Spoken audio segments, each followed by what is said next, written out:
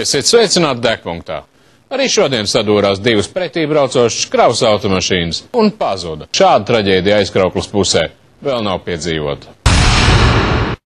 17,000 latu vērti ekskluzīvi kažoki regulāri dodas uz egļu tirdziņu, lai noskatītu sev skaistāko egli.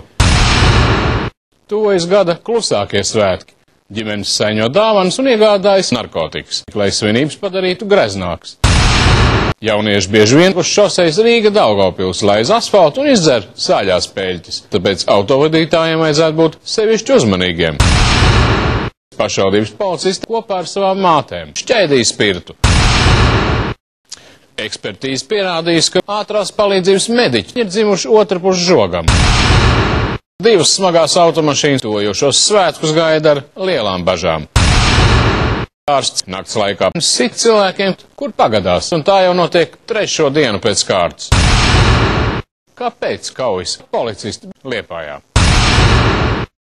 Anglijas policija ir kauna nācies atzīt, ka garneģi nosaguši 3 klēpju dators, kuros atradusies informācija par nelegālā alkohola tirgu pilsētā. Laupītājiem laikam bijusi arī laba gaume. Fakts jebkurā gadījumā ir nepatīkams. Suns kopā ar policistiem izdzer spirtu. Uz tādas patīkamas nots raidījumu arī beigsim.